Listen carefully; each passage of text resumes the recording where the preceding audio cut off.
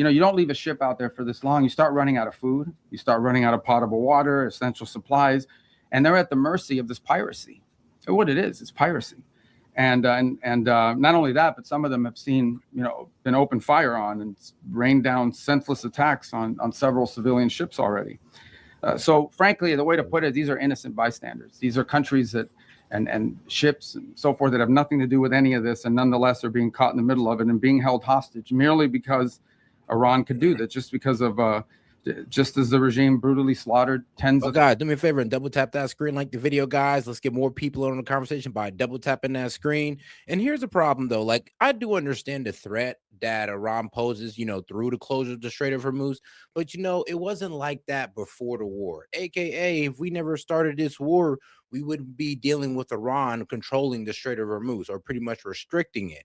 And at this point, like, bro, Operation Freedom got stopped because it wasn't going to work, and we had to sit there and fight kamikaze kamikaze speedboats. And here's the problem: we can't protect our vessels or our ships while also protecting these vessels as well. It's not going to work out. We pretty much have to choose. And the problem is nobody wants to take that risk. No insurance company wants to take the risk, and no shipping company wants to take the risk of going through the Strait of Hormuz, sadly, without Iran's permission. thousands of their own citizens for the crime of peaceful protest, because they're unhappy with the quality of life or the lack of quality of life in Iran today. And so they're sitting ducks. They're isolated, they're starving, they're vulnerable, and at least 10 sailors have already died as a result of the civilian sailors. So already many nations privately and some publicly have asked the United States to help free their ships and to restore freedom of navigation in the Straits of Hormuz and this critical artery of global trade. And so President Trump, as he always does, stepped up and answered the calls for their help. And he's directed the United States military to guide these stranded ships to safety, to provide a protective bubble under which they can operate and move product and get themselves out of there and out of harm's way. And this is the first step towards reopening the strait and bringing this regime's last-ditch act of economic arson, bringing that to a close. We're doing it not only because we were asked, but because we're the only ones who can. We have the power to sort of take the steps that we've taken now. Under President Trump, the United States will help our friends. We're going to stand up to rogue regimes like the one in Tehran, and we're going to be unashamed to use our power and our abilities to project military power in the service of our national interest above all else. Now, what's really important for you to report and for everyone to understand is this is not an offensive operation. This is a defensive operation. And what that means is very simple. There's no shooting unless we're shot at first. Okay, we're not attacking them. But if they're attacking us, so they're attacking. Yeah, but here's the problem. Iran is attacking our ally. They're attacking UAE relentlessly. They've recently attacked UAE twice, actually. They've hit one of their oil refineries, and they've also struck them again. So this is 2 times within 24 hours that the UAE has been struck. So what Iran is pretty much saying is that, look, you're going to remove this naval blockade or we're just going to start attacking allies. And since they see UAE as a second Israel, well, I guess UAE is just the best target for them right now, sadly. A ship, you need to respond to that. You're not going to let some fast boat come up on a ship and shoot it up. We're going to respond to it, and we've been successful at it. I don't know what the exact number is, but I know a number of those fast boats have now been targeted, and will continue to be. If they pose a threat to our forces, we'll shoot down drones, we'll shoot down missiles, but it's defensive in nature. This is defensive. Wasting munition. So if you hear stories about attacks and launching of firing back and forth, it's not back and forth. We are only responding if attacked first. This is a defensive operation, and that's what's occurring here. Just about the importance of the Straits for a moment. This is approximately a quarter of the world's oil trade, along with significant volumes of fuel and fertilizer that operate through the Straits of Hormuz. The Iranian regime cannot be allowed to dictate who uses this vital waterway. I don't think this is also being reported enough. Maybe you are reporting. I don't read everyone. I don't know many damn outlets here. I don't know who you all are, but I mean, I know who some of you are, but I don't know all of you are. But I will say this about it. This is an international waterway. Okay, this is an international waterway. And international law is very clear. And I love it because everybody always talks about international law. And this international law on this is very clear. International waterway. Here's the problem with international law. It's like we pick and choose when to enforce international law. We won't enforce international law on ourselves or Israel, but we're quick to really call out international law on other countries. So that's the problem right now when you want to talk about international laws. Are we going to hold ourselves accountable as well? And if not, then let's just not talk about it. And I mean, also, let's be real. The Strait of Hormuz is in proximity to Iran. So part of this asymmetric warfare would be closing down that key waterway that the entire world basically needs. And trust me, I mean, our gas prices reflect that. No country can control them. There is no international law that allows you to say, I'm going to put mines in an international body of water and I'm going to blow up ships that don't listen to us and try to go through. That's what Iran is doing. This is a criminal act. And someone needs to do something about it. Something needs to be done. It's completely illegal, completely illegitimate, and completely unacceptable. And that's why the United States military is guiding stranded commercial ships safely through the strait and is working to restore freedom of navigation and putting an end to these efforts to hold the global economy hostage. But here's a problem with Operation Freedom, bro. Like, if you really like read Operation Freedom out loud, it literally sounded like a suicide mission. Like, hold on. So you're telling me we're gonna actually no way. It's actually a suicide mission for the shipping companies, because you're telling me that we're not really gonna protect these guys. We're gonna give these guys a route that we cleared out. We cleared the mines out, and we're gonna hope and pray to Jesus Christ that Iran just doesn't start throwing missiles and drones at them and kamikaze speedboats. That's what we're doing. It's all on the grace of God right now. Like, are you serious? Like, trust me, Operation Freedom, I'm glad that Trump stopped it, because it just did not sound like a good idea. And then once you actually carried it out in practice, it was actually a pretty useless idea. So far, as a proof of concept and as a proof of function, 2 U.S. flag merchant ships have successfully transferred the Strait of Hormuz in the first stages of this project, and they're now safely on their way. The U.S. military is deploying the necessary assets to extend this defensive umbrella over commercial shipping. But there should be no mistake. And as I said this already, this is a defensive operation. I want to reiterate that point. This is important to understand. If no shots are fired at these ships and no shots are fired at us, we're not firing shots. But if we're fired on, we will respond, and we will respond with lethal efficiency. The assets supporting this project, by the way, include guided missile destroyers, over 100 land and sea-based aircraft, multi-domain unmanned platforms, and 15,000 of the finest military service members on the planet. These forces have already destroyed, as I told you earlier, I thought it was 6, it's 7 Iranian fast boats that failed to heed our warnings. Oh, guys, make sure to double tap that screen, like the video, guys. Let's get more people on the conversation by double tapping that screen. Appreciate the support. Let's keep it going, guys. And by fast boats, we're talking about, some of these things look like Boston whalers. Okay, so these are not like Navy ships, but nonetheless, they come fast at these boats, try to swarm them, try to harm them. We're not going to let that happen. So somebody actually made a really good point in the chat, and just, yes, I actually do look at the chat every now and then. But like, no, this was a really good point. Like, before we got into this whole war with Iran, and now we got these guys rallying around the flag, we were doing a pretty good job through this destruction of their currency. And that actually caused a protest, and people were upset at the government. If we were just to let that fester and play the long game with the Iranian regime, we'd have got that regime change we wanted naturally through the Iranian people, not try to do it through force. And now these guys are on the side of the IRGC. Of them now sit at the bottom of the sea, along with, by the way, the rest of Iran's navy. That's where you can find their navy today. And we're going to continue to systematically clear this passageway through the straits to restore freedom of navigation. Now, while this project steadily progresses, Operation Economic Fury, continues to impose maximum pressure on the Iranian regime and what remains of their already frail economy. Today, inflation in Iran is 70%. And their currency is in total and complete freefall. U.S. sanctions enforcement is stepping up. It's moving in lockstep with the naval blockade to degrade Iran's capacity to generate, to move, and repatriate revenue. It directly targets the regime's primary revenue lifelines. The blockade alone is costing Iran as much as $500 million a day in lost revenue.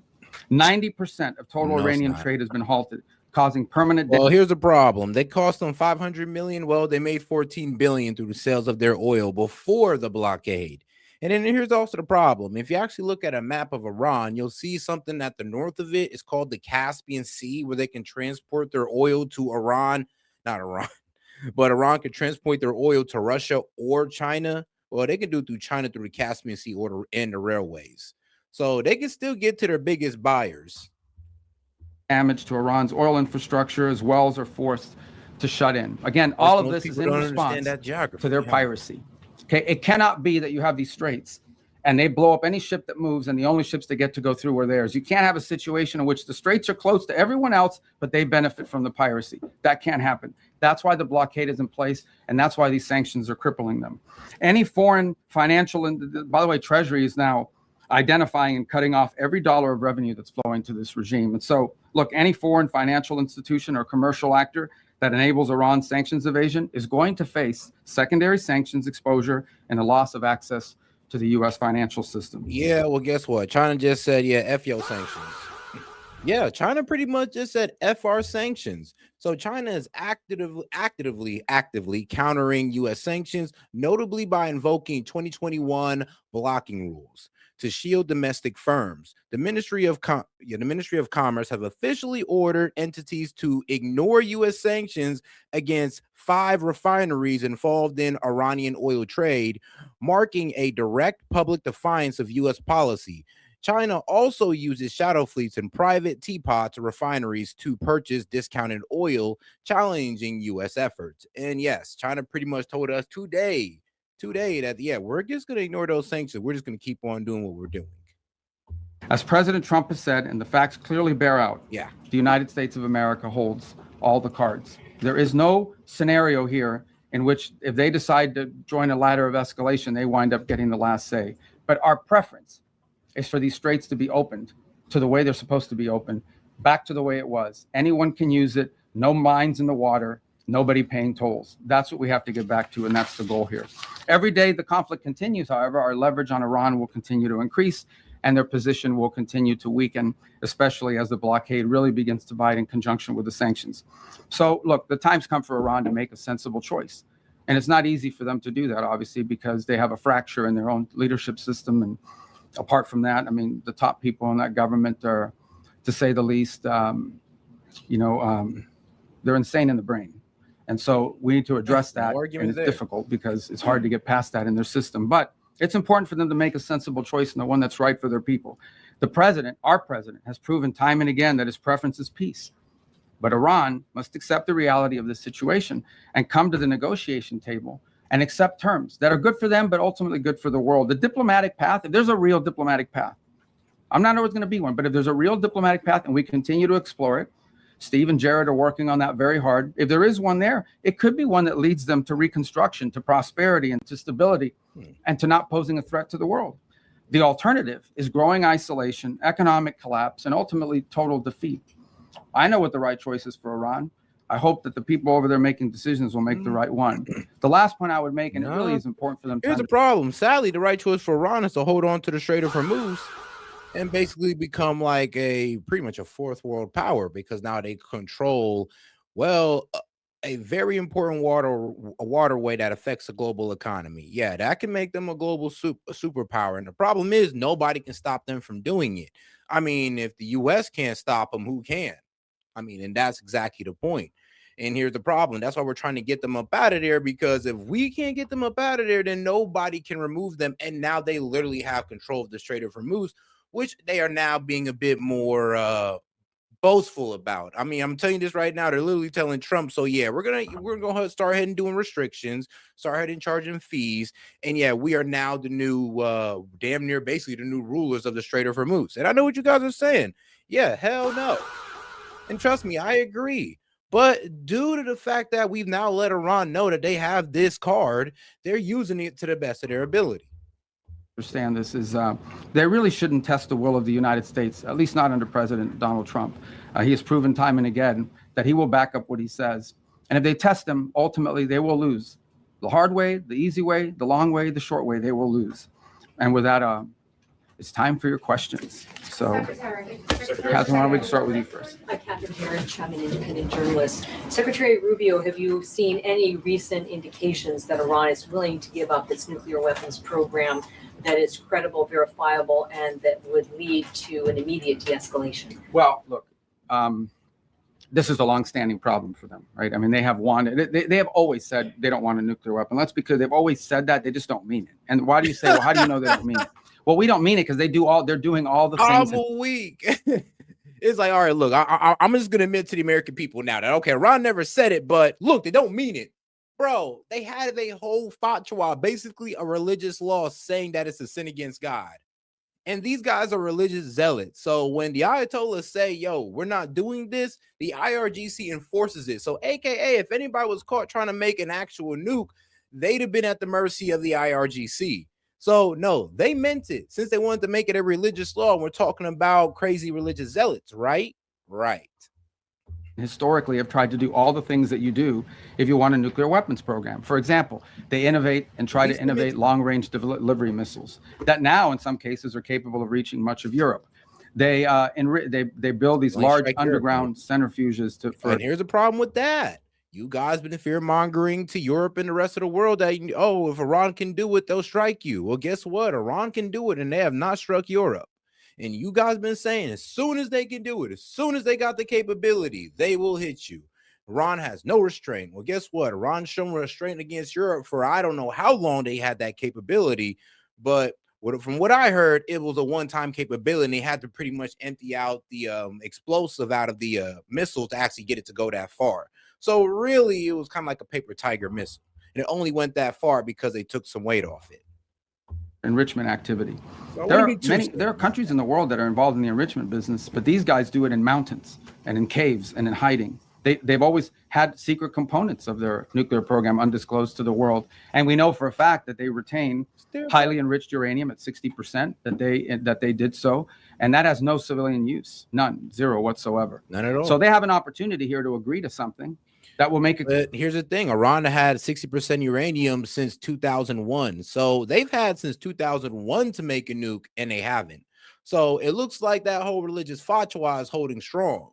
And the only reason why they went to 60% enrichment was to pretty much use it as a deterrent, because we kept going imposing acts of aggression or invoking acts of aggression.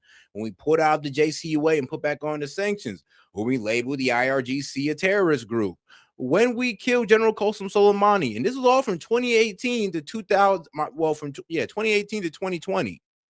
And by 2021, these guys are at 60% enrichment. So that tells you that the more we aggress towards Iran, the closer they get to a nuke. So common sense would tell you, or this equation will at least tell you that, you know what, maybe we shouldn't be aggressive towards them, and they would stop going towards a nuke, and they wouldn't enrich anymore. But here's the thing: they stopped at that 60% enrichment since 2021, and they have not stepped out past that yet, or according to current intelligence.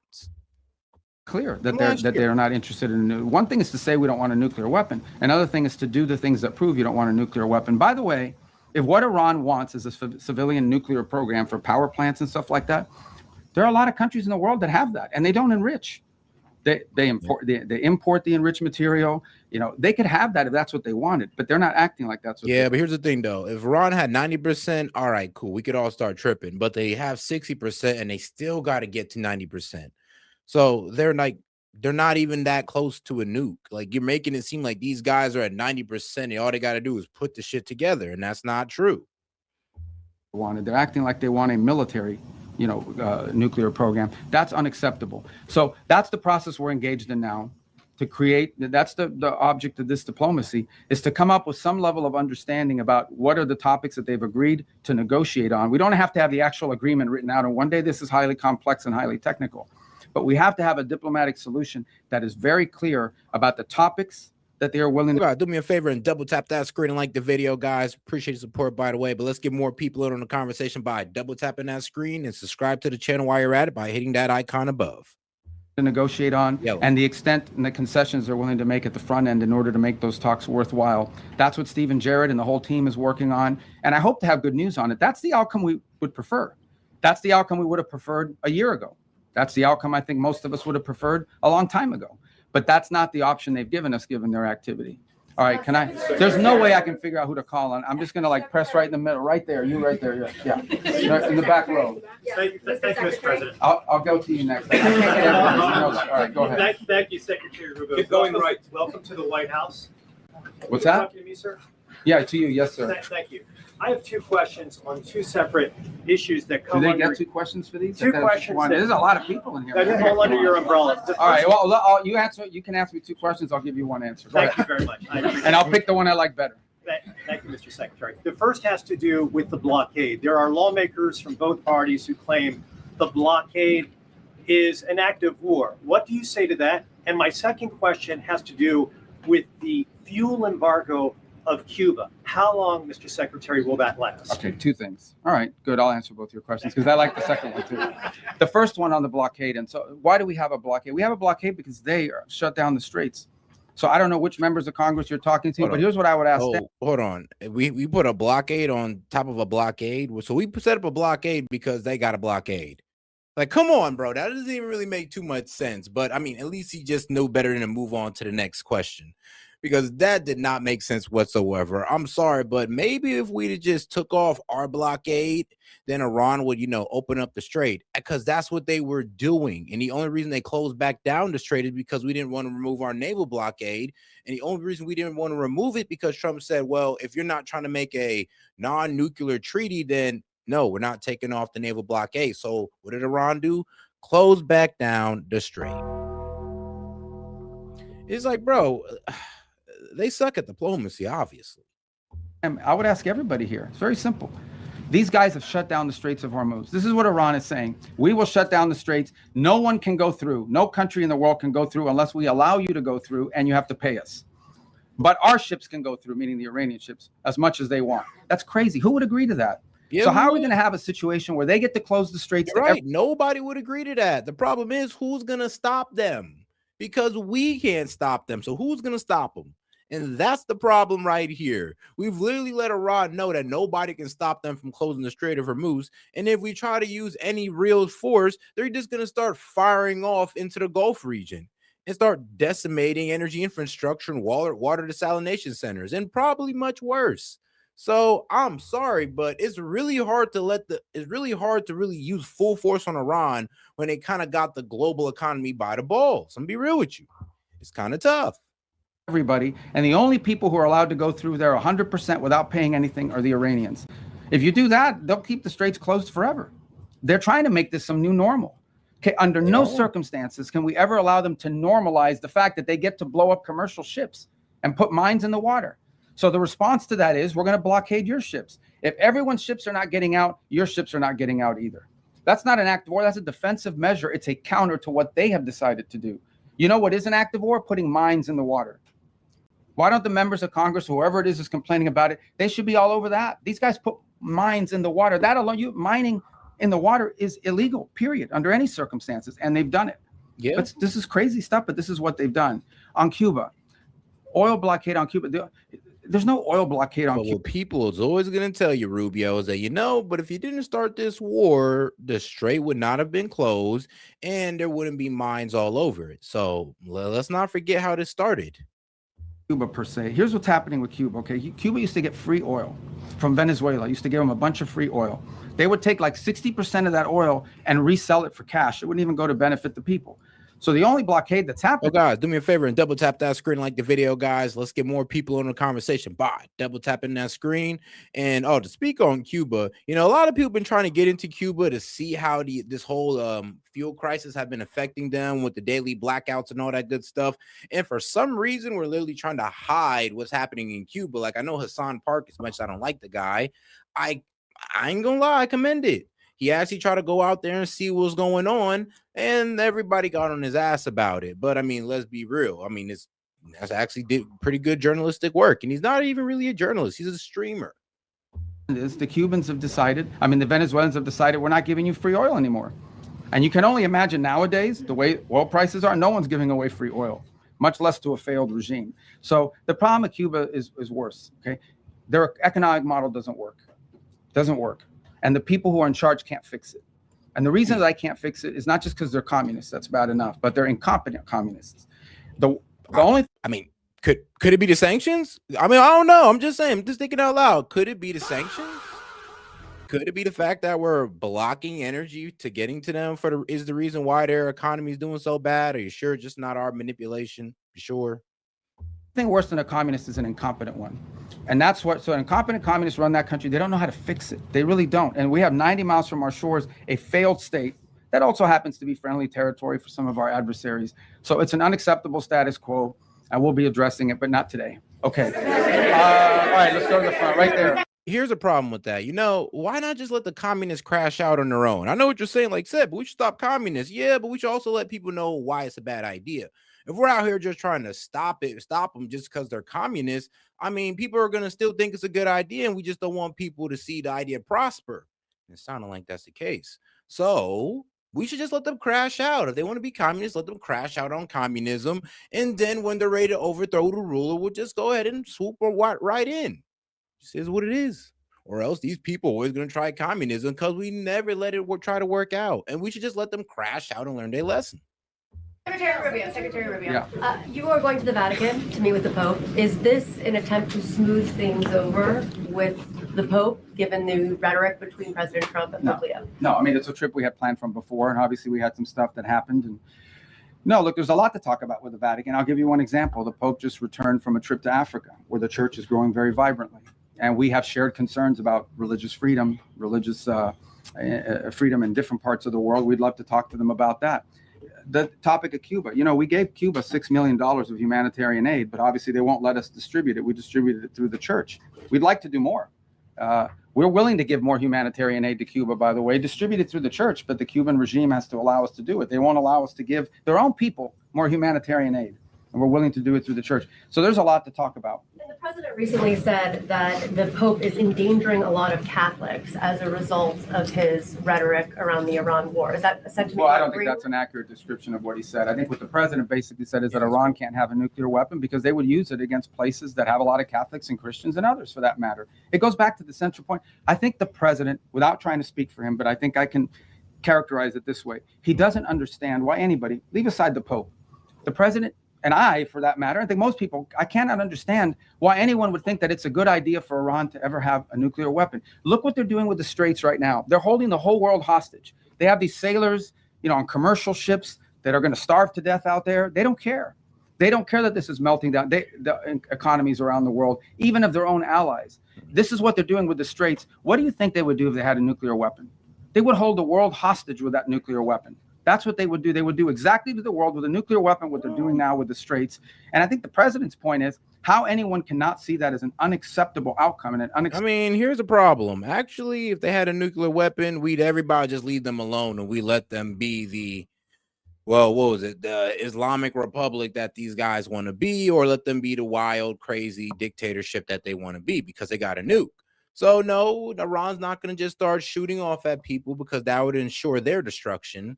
No, they would just sit there with a nuke and be ensured that nobody's going to F with them. Why? Because they have a nuke. It's the same reason we don't F with those guys over there in North Korea. Why? Because they got a nuke. And what have we shown the world? That if you got a nuke, you can be the most evil dictator. You could be an evil monarch. It doesn't matter. We won't F with you. Why? Because you got a nuke. Acceptable risk is beyond him. It's puzzling. And someone has to do something about it. The difference between this president and like the 6 presidents that preceded him were that he's the only one that's actually been willing to do something about it. Everyone says Iran can't have a nuclear weapon, but you got to do something about it at some point. And he's been willing to address that threat. And that's what he promised he would do when he got elected, by the way. It's actually crazy. Obama made a statement on that, actually. So let me go ahead and read it out. From former U.S. President Barack Obama. Benjamin Netanyahu believes he's the only one who truly understands the essential threat posed by Iran. He told Donald Trump the same thing he told me, that any agreement short of total dismantlement is a surrender. The difference is that with Trump, he found someone willing to break what we had built, even though his own intelligence chief said the deal was working. Bibi has a very dark worldview. He sure does. He sure does. I mean, you see what he did in Gaza. You see what he did in Lebanon with gleefulness. He was happy to do it. And I'm in his shoe. He'll do it again. Actually, F it. He is doing it again in Lebanon. Is address threats like this. Secretary. I wish I knew your name. Thank you so much, Mr. Secretary. Can you put name tags on? Thank you so much, Mr. Secretary. Who are you with? I'm with Rubio Media Network. Okay. Mr. Secretary, the president has said multiple times that weapons were provided to the Kurdish groups to pass on the Iranian people. However, Kurdish political parties and the regional government says they have not received such weapons. Even some claim these weapons remain in the U.S. base in the region. Can you clarify who those weapons were given to? and whether you intend to retrieve them or still want to pass to the Iranian people? Yeah, look, ultimately, what the president is expressing, and I think has repeatedly, is he wished the Iranian people had, look, he's heartbroken by these images. You think about it, you're an Iranian, okay? You're unhappy that your economy doesn't work for you. You don't have freedom. You don't have an opportunity to express yourself. You've got friends that have been shot in the head. No, I mean, yeah, I'm pretty sure they do feel bad about the economy that doesn't work for them. And you know what? It doesn't really make it any better when we got our secretary, our Treasury Secretary, Scott Bessent, out there literally bragging about how he destroyed the Iranian currency. Like, I'm sorry, but they're going to look at us and blame us for that. And about the protesters, right? So, look, now, first off, 40,000 protesters, unverifiable, never happened. Never happened, okay? But what we can verify is 3,117 people who have died, and that includes protesters and policemen alike. And some of these people who've been executed, one, yes, are being executed, one for participating in protests and vandalism, because remember, they were burning down mosques and all that good stuff, and civilian property. So there's that. And then they were also hacking police to death in the middle of the street. And I know you guys don't like the IRGC, you don't like the Iranian government, but what do you think's gonna happen when you hack to death a police officer in the street? What, you think they're just gonna give you a slap on the wrist? No, you're gonna get hung in public. That's just the way it works in Iran. Because they're out protesting. And it's heartbreaking to him to see that these people are abused in this way and have no measures to take against their own government as a result of it. By the way, this goes back, if you guys remember the protests in 2009 where they slaughtered people in the street. This is a vicious regime, guys. Okay? These are people that hang people from cranes in the town square so everyone can see. They continue these executions of people and have continue to do so for over a decade and a half now. And so I think what the president is expressing is the desire that he wishes the Iranian people had an ability to fight back against some of these things that are happening to them. And I would view that as distinct and separate from the specifics of this operation that was ongoing before it concluded, and certainly different from the operation that's going on now. Right there in the regarding Colombia, Mr. Secretary, right behind you, not Colombia, right there. Yes, ma'am. Mr. Secretary, thank you so much. So guys, make sure to double tap that screen, like the video, guys. Let's get more people on the conversation by double tapping that screen. Let's try to get to 100 likes. And if you're watching on the horizontal, smash the like button. Lebanon, are Yes. we in a ceasefire or less fire? And the second question, do you think you would be able Her English to no good. achieve an agreement between Lebanon and Israel without risking a civil war in Lebanon? What are you Look, doing Lebanon's to risk? What are you doing to? No, I got it. I got the gist of your question. So look, here's the challenge with Lebanon, okay? There's no problem between the Lebanese government and the Israeli government. Israel doesn't claim any land in Lebanon belongs to them. And by and large, I think a peace deal between Lebanon and Israel is imminently achievable and should be. The problem with Israel and Lebanon is not Israel or Lebanon, it's Hezbollah. Hezbollah operates from inside of Lebanese territory. They terrorize and attack Israelis, but they also are inflicting tremendous damage on the Lebanese people. The reason why Lebanon gets attacked by Israel is because of Hezbollah, because Hezbollah is hiding in some house, launching rockets against Israelis, and then they get hit. So what you're seeing now is Israeli responses to either attacks or perceived threats. And this is not new. This has been going on for a very long time. What is our hope?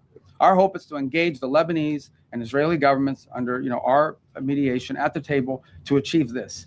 And that is having Lebanese armed forces and a Lebanese government, not just with the willingness, but with the capability to begin to challenge Hezbollah and disarm them. Because the Lebanese people are also victims of Hezbollah. And by the way, on the topic of Hezbollah in Lebanon, who is behind Hezbollah? Why do they exist? They're an agent of Iran. If you go... Well, actually, no, Hezbollah exists because of the invasion of Israel and the constant effort of them trying to take South Lebanon. And that's why Hezbollah exists. It don't exist because Iran just threw money at a bunch of crazy Shias in Lebanon. No, they exist because of the constant aggression from Israel in Lebanon. And that's how Hezbollah formed. So no, it's not because of Iran. It's because of Israeli aggression. And I mean, Hezbollah, that's Hezbollah. That's how they formed. Hamas formed through, Israeli aggression and financing. To that Middle East and you identify every problem, Hamas, Hezbollah, to some extent the Houthis, obviously, and others. Behind every one of these groups is Tehran. So apart from the nuclear weapons, apart from all these other things, these guys are behind all the bad actors. Hezbollah is a wing. It's an extension of Iranian desire to destabilize the region. So we're very committed to this process. It's not going to be easy. You're asking me a complex question. You know this has been going on for a very long time. It's not going to be easy. We're going to do everything we can to make sure that both sides continue to talk so that progress can be made on some sort of permanent ceasefire that isn't constantly spoiled by Hezbollah and by Hezbollah violence. Right in there. Thank you, sir. I'm winging it, guys. Okay, right there. Yes, sir. You mentioned the 2 U.S. ships that safely crossed the Strait of Hormuz. Are other ships being told it's safer to get back to regular levels, or are we still going to see limits in place for the foreseeable future? For obvious reasons, I'm not going to broadcast who we're talking to or who we're telling them to move. I mean, we want these operations to be safe, and I think as it unfolds and ships get through, we'll make those announcements after the fact, just for operational security purposes. But the goal here is pretty simple. Establish a zone of transit that is protected by a bubble, the United States, both naval and air assets, and then allow ships who want to move through there and get to market, to begin to increase confidence in the ability to do so. That doesn't happen in 12 hours. It takes time to set up that bubble and gain that confidence, but that's the goal. We have been in touch. We've been in touch, I don't know, with a bunch of different liners about moving, and we're hoping to continue to improve the security situation, and we'll start to see some of that movement. And we'll announce it as it happens after the fact. We're not going to be like broadcasting, hey, tomorrow at 12, ship X is going to be coming through, for obvious reasons, because that degrades the security. But we feel confident we're going to be able to achieve that. Look, it's not going to solve the whole Straits problem. It's going to solve a lot of it, but it's important to challenge what Iran is doing now. Guys, again, if you take anything away today, and I can't tell you what to write, but Iran cannot be allowed to normalize this control of the Straits. It's completely unlawful, illegal.